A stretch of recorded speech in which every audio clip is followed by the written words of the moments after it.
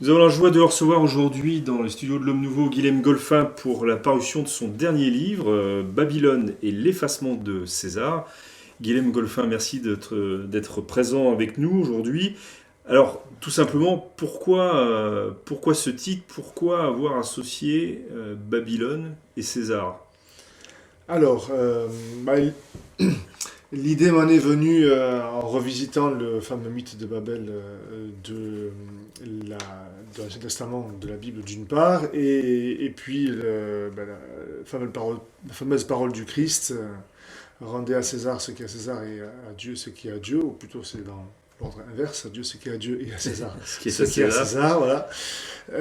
Et en fait, les deux se sont emboîtés assez naturellement. Puisque d'une part, le mythe de Babel renvoie en effet à une tentative orgueilleuse des hommes de s'organiser. C'est pas dit ainsi dans le texte, mais on peut l'interpréter un peu comme sans Dieu, voilà, puisque c'est eux qui construisent leur tour, c'est eux qui se donnent leur nom. Voilà, il y a différents éléments que je reprends brièvement à la fin de l'introduction, je crois, dans l'ouvrage, qui peuvent être interprétés voilà, comme une sorte d'émancipation par rapport à un ordre voulu par Dieu. Et ça renvoyait à l'état actuel général, on peut dire, de nos sociétés, en tout cas en Occident. Et de l'autre côté, voilà, la parole du Christ qui suppose que bien, César est là. Si on veut lui rendre quelque chose, il faut bien qu'il existe, qu'il ait une certaine réalité. Et or, la conjonction se fait à partir du constat que la mondialisation, symbolisée par Babel et Babylone, la ville de tous les trafics, qui a une dimension économique, cette mondialisation, eh bien, elle vise à relativiser, sinon à terme à effacer complètement le politique. Par conséquent, c'est ça. Voilà, parce que l'objet de votre livre, c'est la mondialisation. C'est pas un ouvrage de théologie, Ah non, ni d'exégèse certainement d'écriture pas. sainte, même si vous faites vous Oui, avez fait ce rapprochement à travers le voilà, titre, et mais je fais ça de manière symbolique. C'est voilà, voilà, c'est vraiment de l'ordre du symbole. Il n'y a pas, non, il y a pas de dimension, enfin, il y a une dimension religieuse qui sous-tend un peu la réflexion dans l'ouvrage, mais ce n'est pas un ouvrage bien sûr, de théologie, ça n'est pas un ouvrage de spiritualité, c'est vraiment un ouvrage de réflexion, disons, politique, sur, en effet, la mondialisation et les incidences de cette mondialisation sur le politique. alors pourquoi s'être intéressé à la mondialisation? Ou alors, posé autrement, en quoi la mondialisation pose-t-elle un problème? Alors, pourquoi s'intéresser à la mondialisation parce que, disons que je m'intéresse à la question politique d'un point de vue philosophique, un peu des principes, mais aussi en rapport avec une certaine actualité. Bon, à partir de là, la mondialisation, je dirais, elle s'impose D'elle-même? assez Ouais. naturellement à la réflexion. On vit en plein dans ce phénomène-là, déjà depuis quelques décennies, et les choses s'accélèrent. Bon, bref, c'est quelque chose qui est incontournable. Euh, et euh, du coup, voilà, ce qui m'intéresse un peu dans cet ouvrage, le précédent, donc, publié en 2017, Souveraineté des ordres politiques, auquel celui-ci apporte une sorte de complément, en fait. Hein. Oui, il y a vraiment Voilà, les deux sont vraiment reliés, voilà, les deux sont sont reliés. alliés Voilà. presque ensemble. Voilà. Ils peuvent se lire séparément, je pense, mais en même temps, ils se font écho un peu l'un à l'autre. Et bon, l'interrogation, c'est quand même une interrogation sur la crise actuelle de nos sociétés, spécifiquement en Occident, sans doute plus largement, mais enfin, en tout cas au premier chef en Occident et en Europe, et par conséquent en France. Voilà, et essayer d'arriver à comprendre ça au-delà justement de l'actualité immédiate, d'essayer d'en trouver un peu des fondements. Et bon, ce qui est intéressant, je crois que d'un point de vue philosophique, c'est qu'on a des fondements qui sont sur le long terme, qui remontent disons, à la pensée politique moderne, à la mondialisation étant une sorte de, enfin, je l'analyse ainsi, de réponse à des difficultés posées par la configuration moderne du politique, mais une réponse qui en même temps se situe dans le prolongement de cette configuration, en accélère les effets et par conséquent des conséquences qui sont d'autant plus profondes et on peut quand même le voir, je crois, assez négatives, voire désastreuses pour nos sociétés. Alors vous faites ressortir au début de votre ouvrage que la mondialisation marque, j'allais dire, le primat de l'économique. Oui, tout en conduisant, d'ailleurs, de l'économique et de la technique qui est l'outil qui le permet, oui, oui, finalement, bien sûr, s'il n'y avait tout pas en été. conduisant à l'hypertrophie du pouvoir et à la perte de la finalité et du politique. Est-ce que c'est pas un peu paradoxal Alors, cet ensemble? Si on voit bien l'opposition économique, politique, on comprend bien oui, que si l'économique a le primat, la politique, dans sa finalité, perd du terrain, si je puis dire. Mais vous parlez aussi d'hypertrophie du pouvoir. alors oui, mais sauf que j'en parle un peu en deux stades différents. Genre l'hypertrophie du pouvoir, disons, étatique, là, pour le dire de manière simple, c'est plutôt la période pré-mondialiste, si je puis ainsi dire. C'est toute la théorie de la souveraineté qui va en effet non seulement conforter, renforcer, mais hypertrophier en effet, j'emploie le terme, le pouvoir, pour le coup, politique ou étatique. Ce pouvoir politique étatique, il subsiste encore de nos jours. Les États, bon, que je sache, n'ont pas encore disparu, mais il est quand même largement sous la coupe de cette organisation mondiale qui est bien sûr économique, donc ça c'est un des aspects, voilà, une des deux faces, avec le pouvoir effectif. Alors, bien sûr qu'il peut y avoir hypertrophie de ce pouvoir-là, mais c'est pas un pouvoir politique. Alors. Bon, à travers des multinationales, enfin, des grands groupes économiques mondiaux. Mais il y a aussi la contrepartie, qui est vraiment indissociable, c'est la dimension juridique, qui vise justement à brider le pouvoir des États, en fait, en les faisant s'intégrer dans une organisation, disons, internationale, mondiale, bon, qui est directement pour le stade actuel, le résultat bien sûr des lendemains de la Seconde Guerre mondiale, bon, de la création de l'ONU et de la mise en place ou du perfectionnement de ce qui avait déjà été un petit peu mis en place, et de l'amplification voilà, de ces structures, disons qu'on appelle souvent supranationales, Supra-étatique que aussi. j'appelle plutôt supraétatique, ça me semble un peu plus juste parce que le rapport aux nations est un peu plus complexe. Directement, ça traite avec les États et pas avec les nations, enfin forcément indirectement avec les nations sans doute, mais c'est directement avec les États. C'est les États qui acceptent par traité comment dire, les juridictions internationales ou non, et qui acceptent de s'y soumettre par conséquent ou non, qui bref acceptent de se dessaisir quelque part de leur pouvoir. Alors, vous avez parlé de souveraineté il y a quelques secondes. Là, souvent, là, justement, la défense de la souveraineté est présentée comme la solution à cette situation donnée par la mondialisation ou par l'idéologie mondialiste. Oui, oui. Alors ça c'est vraiment ce que je reprends assez succinctement dans cet ouvrage que j'avais développé Dans le précédent. davantage dans le précédent. Disons qu'il y a une ambiguïté foncière par rapport à ce terme de souveraineté. Ce qu'on entend souvent par là, quand on creuse pas davantage, quand en effet on essaie de l'opposer à la mondialisation, c'est l'indépendance du pouvoir étatique, donc précisément par rapport à ces structures supranationales ou Supranational. supraétatiques. Voilà. Bon, l'ONU, indirectement en Europe, par rapport à l'Union européenne. L'Union européenne, Voilà, ouais. voilà, bon, c'est le contexte que nous avons aujourd'hui. Alors, le problème étant que la conception politique, donc c'est par exemple sur le même plan de réflexion, quelque part, la conception politique qui repose sur ce que j'appelle la théorie de la souveraineté, elle me semble être en effet une conception et une construction politique qui est déficiente si je vais vraiment à l'essentiel, au sens où dans cette configuration, le pouvoir est son seul et unique maître, son seul et unique arbitre. Il est en fait juge de lui-même, sans aucune instance, non seulement en effet plutôt juridique, mais même morale en fait ou spirituelle, qui lui donnerait une finalité à l'action politique et qui par conséquent donnerait des règles. Bon, ce que dans les conceptions, disons, antiques, médiévales, bon, c'est le rôle que jouait le droit naturel, que la théorie de la souveraineté moderne a contribué à éclipser complètement.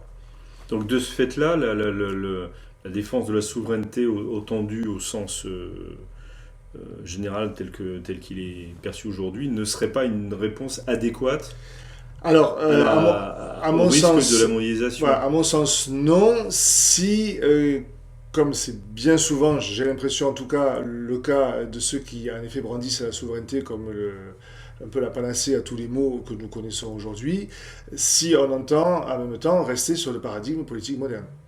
C'est-à-dire Donc, celui qui précisément, par ses déséquilibres, on pourrait dire internes, a généré son antithèse qui est la mondialisation. C'est-à-dire que les structures quand même supra-étatiques, en tout cas de type juridique ou politique, bon, la naissance, c'est les conférences de La Haye à la fin du 19e siècle, initiées par le tsar et avec l'accord de la papauté, fait une sorte d'accord qui s'est fait un petit peu entre eux, et qui visait quand même à prévenir bon, le conflit qui se dessinait à l'horizon, qui est le conflit de la Première Guerre mondiale, avec bon, des États qui étaient leur seul juge, seul arbitre, et avec voilà, une course à la puissance bon, dont on percevait les dangers, bon, qui de fait ont été bien réels. Et ça parce que les États ne se reconnaissaient aucune en fait, régulation extérieure. Il faut voir ce qu'on met derrière ça, bien sûr, parce que le droit naturel, c'est pas extérieur, c'est pas extérieur au oui, sens d'une voilà, par définition d'une même. puissance, voilà, mais c'est quand même une sorte, en effet, on pourrait dire, de régulation de l'exercice du pouvoir. Tandis que dans le cas de la souveraineté, c'est le pouvoir qui est censé être en fait le point de départ vraiment de l'ordre politique, voire même de l'ordre social. Bon, après, ça peut dépendre des auteurs, il y a des nuances selon un peu les courants de pensée, mais il y a quand même ça, un peu, avec une conception entièrement artificielle de la société qui est en lien avec cette théorie-là. Et on a là une conception du politique, de l'ordre politique, qui ne me semble pas juste, qui n'est pas par conséquent, on va dire, équilibrée, et dont les déséquilibres internes ont justement induit des réponses qui, je dirais, dans l'absolu, ne sont pas forcément, comment dire, entièrement négatives. Enfin, le fait d'avoir en effet des instances qui puissent donner une sorte de règles un peu communes en soi, ça serait pas mauvais. Bah, bien entendu, il y a beaucoup de problèmes.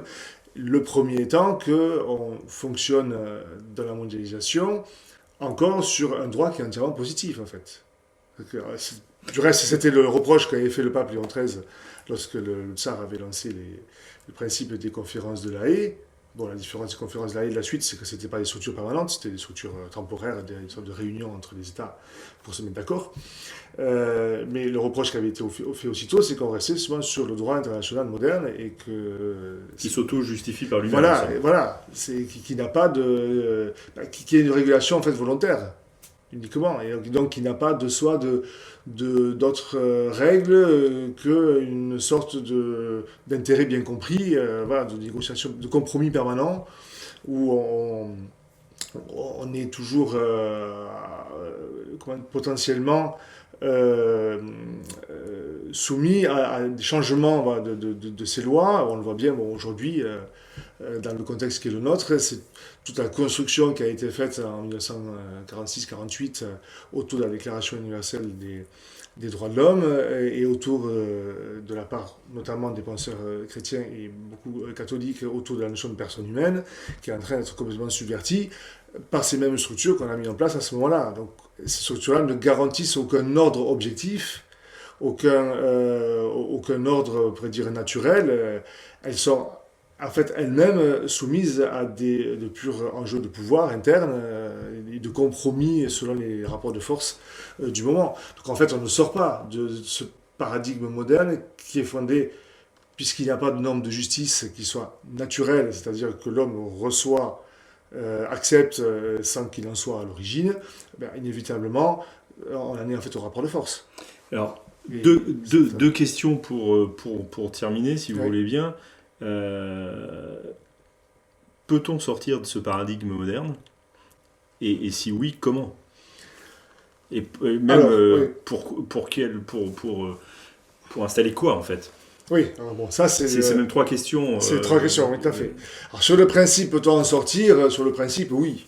Il n'y a aucune, je dirais, aucune raison absolue, sauf à adopter une philosophie type philosophie de Hegel, voilà, où c'est l'avancée du réel et de l'esprit et aucune marche en arrière n'est possible. Bon, affirmation qu'il y a quelque chose de vrai, on ne va pas revenir en arrière. Donc, si on arrive un jour à remettre sur le devant de la scène et à faire à nouveau comprendre ce qui est le préalable, et par suite à accepter des principes du droit naturel, bon, on ne reviendra pas pour autant, bien sûr, à une situation politique antérieure. Bon, il faut bien sûr, enfin, quelque part innover, en tout cas incarner ça d'une manière nouvelle. D'une autre manière, enfin d'une manière nouvelle, oui. Ouais, d'une manière nouvelle, bon ça forcément. Ce qui ne veut pas dire que les principes ne puissent pas être communs avec ceux que les anciens considéraient comme justes.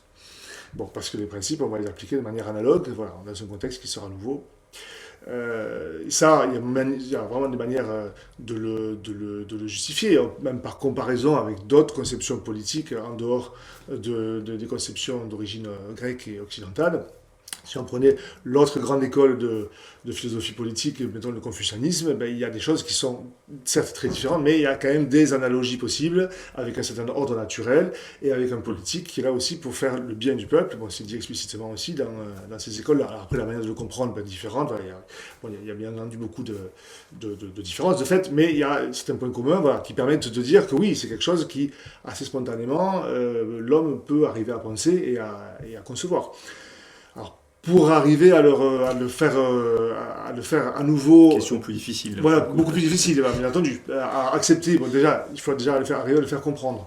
Ce qui suppose, bien entendu, le préalable est quand même un préalable, pour une part importante intellectuelle. Il y a vraiment une bataille intellectuelle, en effet. Arriver à faire percevoir à nos contemporains, et ça passera bien entendu d'abord aussi par les intellectuels et par ceux qui sont dans ce type de réflexion, on va dire l'inanité de la réflexion politique moderne. Enfin, et ça, on peut le dire un peu en quelques phrases. Je crois que c'est Étienne Gilson dans son ouvrage Le réalisme méthodique qui le dit très bien par rapport à Hobbes. Il dit que c'est fondé sur une contradiction. On veut faire une société avec un individu qui est réfractaire. Bon, à partir de là, on peut tourner les choses de toutes les manières, on n'y arrivera pas. Et donc, alors on y arrive, de facto, on y est arrivé parce que c'était déjà en place, que il y avait un acquis culturel qui a fait que ça a perduré un certain temps, et puis on voit bien que ça se détruit. On voit bien aujourd'hui que ça se détruit. Parce que justement, la pensée moderne, elle est une pensée qui entend s'auto-fonder et qui par conséquent sape toutes les racines, toutes les bases sur lesquelles en fait elle était culturellement assise, et qui en fait s'auto-détruit elle-même au bout du compte. Bon. Et là on voit bien le côté complètement nihiliste de cette pensée qui maintenant, moi, je crois, pour peu qu'on soit un peu honnête et qu'on n'ait pas vraiment des œillères devant les yeux, ne peut pas échapper au regard. Enfin, c'est pas possible. Voilà, donc ça, il faut arriver à sortir de ça. Bon, ça, comment ça pourra se faire concrètement, bien sûr, je n'en sais rien. Ça passera forcément par un travail de recherche intellectuelle, par un travail, on pourrait dire, de combat intellectuel, au sens combat des idées, forcément, sous lequel, bon, il faudra créer des structures pour arriver à avoir des écoles alternatives aux écoles dominantes. Et il faut arriver, voilà, et ça ne se jouera pas dans un seul pays, ça se jouera certainement de manière internationale, avec coopération entre plusieurs structures. Bon, enfin, on peut imaginer, bon, après, là, après c'est à faire. On peut toujours essayer de s'amuser à imaginer à l'avance, mais bon, le fait est que ce sera les circonstances concrètes qui feront que ça s'incarnera dans telle ou telle structure. Bon, ça, c'est pas forcément prévisible de façon précise, en tout cas à l'avance. Mais par contre, ça trace un cahier de route, enfin, oui, un cahier des charges, si je puis dire. Enfin, c'est en gros ce qu'il faut quand même arriver à faire et arriver à promouvoir. La troisième question était, je sais plus. En fait, vous y avez répondu dans les deux autres, c'était pour arriver à quoi, mais arriver à quoi, c'est arriver à... Alors, oui, arriver à quoi alors, oui, mais ça, c'est... Non, j'ai répondu de façon très embryonnaire. Mais là, c'est aussi, bien sûr, complexe, parce que c'est notamment... il y a... Je pareil, comme en politique, il y a toujours les deux fronts, si je puis dire, le côté intérieur et puis le côté international, le côté politique extérieur. Donc ça suppose bien entendu ceci, des changements qui seront quand même assez radicaux, pas forcément brutaux, ça peut s'étaler dans un certain temps, mais pas non plus forcément trop longtemps, sinon ça n'arriverait pas. Mais changements vraiment sociaux importants. Bon, pour le dire en une formule qui donne un aspect, pas forcément le tout, mais un aspect, par exemple, sortir de la société de consommation à laquelle on fait prédominer en effet l'économique sur tout le reste. Bon, c'est une c'est une première porte. Quoi. Voilà, c'est une ça porte, serait une c'est porte un aspect, ouais. c'est une porte, quelque chose qu'on peut peut-être arriver à faire comprendre aussi, parce que malgré tout, on commence, je crois, j'espère, un peu avoir les limites. Il semblerait, oui. Il semblerait quand même. Voilà. Donc ça, c'est un point. Puis il y en a d'autres aspects qui seront complémentaires à ça. Alors ça c'est une chose. Donc réforme, bien sûr, interne des sociétés. Tout ce qui est... après, ça passe par le droit des familles, bien entendu. Bon, enfin, il faut prendre l'inverse de tout ce qui est fait en ce moment sur un plan du droit familial, mais renouer sur... C'est même la conception même du droit qui est, sur un plan intellectuel, serait sans doute à revoir, la philosophie profonde du droit moderne. Donc, un droit purement positif aussi. Il y a beaucoup de... Bon, la question des droits de l'homme, forcément, ce qu'on entend par là, sera forcément à revisiter. Bon, c'est tant est qu'il fallait garder même la terminologie, mais ça c'est encore une discussion possible. Mais en tout cas, là, au niveau du contenu, c'est un droit qui est individualiste, quelque chose qui n'est pas juste non plus. Bien. Donc ça c'est une chose. Alors après sur le plan international, c'est là où forcément les choses sont complexes, parce que on a quand même il y a un état de fait accompli depuis quelques 70 ans bientôt avec les créations de l'ONU, etc. En Europe, l'Union européenne, on peut imaginer qu'on passe en tout par la fenêtre, mais c'est pas forcément le plus vraisemblable. Est-ce que c'est le plus souhaitable aussi on peut au moins se poser la question. D'un autre côté, est-ce que c'est réformable et pour arriver à quoi c'est pas non plus évident, parce qu'en tout cas, l'état actuel des choses, c'est évident que le rapport de force n'est pas dans la faveur de ce qui me semble devoir être fait.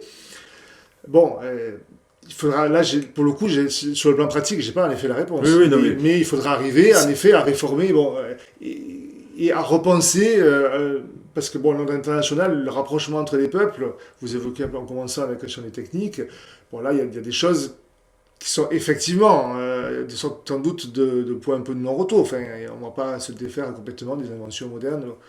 Donc il y aura à imaginer une forme d'organisation sociale et internationale qui parvienne à intégrer en tout cas le positif de ce qui existe, avoir peut-être le courage de renoncer à certaines choses, pas forcément évident, parce que est-ce que l'homme n'a jamais renoncé à des techniques qu'il avait inventées? Ça, l'histoire, on pourrait peut-être chercher bien, on pourrait peut-être en trouver, mais en fait ce serait quand même plutôt l'exception que la règle. Mais la question n'est pas forcément nouvelle, elle s'est posée tout de suite lorsqu'il y a eu l'armement atomique, par exemple. Est-ce qu'un jour on arrivera à y renoncer? Oui, elle se pose toujours d'ailleurs. Elle se pose toujours. Mais je veux dire, par rapport à ça, après la guerre, il s'est posé vraiment par rapport à ça, parce qu'on sait le côté danger est bien sûr évident. Extrêmement immédiat à ce moment-là. Voilà, c'était très immédiat à ce moment-là. Et est-ce qu'on arrivera à s'en passer un jour? Ça c'était en effet une question. Dans l'absolu, il faudrait, parce que ce sont des armements qui sont objectivement mauvais. J'y ressens sous la portée de destruction qu'ils ont, est objectivement. Objectivement, oui. Voilà, c'est un désastre. Donc c'est quelque chose qui. Voilà, alors ça, c'est vraiment qu'un exemple. Mais est-ce qu'on pourrait le généraliser à d'autres aspects des choses? Ça, il y aura sans doute un discernement à opérer, des choix à faire. Est-ce que ce seront aussi les mêmes? C'est complexe, parce que quelque chose comme, mettons, Internet, forcément, c'est mondial. Donc, de ce point de vue, à l'intégration, en effet, des peuples dans un système mondial, il y a sans doute un côté, en effet, irréversible. Mais on peut le penser différemment, sur des bases autres. Et ce qui va, de toute façon, je pourrais terminer sur ça, nous y aider, bon gré, mal gré, et sans doute quand même pas mal malgré pour l'Occident, c'est que quand même l'influence de l'Occident, malgré tout, va sans doute décroître encore, que en tout cas les puissances de civilisation autres ont déjà émergé et vont sans doute s'affirmer quand même de plus en plus, et que ça peut amener en effet à des changements un peu plus radicaux, un peu plus importants, alors qu'ils ne seront pas forcément positifs pour nous non plus. Mais après, ça peut malgré tout nous amener aussi à nous remettre en question sur certains points qui viennent de nous et qui ne sont pas en soi des choses bonnes. Merci beaucoup Guilhem Golphin. Donc, je rappelle que votre livre Babylone et l'effacement de César, j'allais dire, ausculte la mondialisation et l'idéologie post-politique, selon le sous-titre de ce livre. Et c'est la première phase qui est celle de, en fait, de retrouver les principes et Oui, le travail de voilà, réflexion ça reste surtout que, ça. Moi, que je vous avez quelques posé petites ouvertures, mais en qui restent. en faisant les ouvertures nécessaires Voilà, et que ça reste assez embryonnaire sur le plan, en effet, de. et qu'on pourra d'ailleurs compléter par votre autre ouvrage sur la souveraineté qui a été publié en 2017.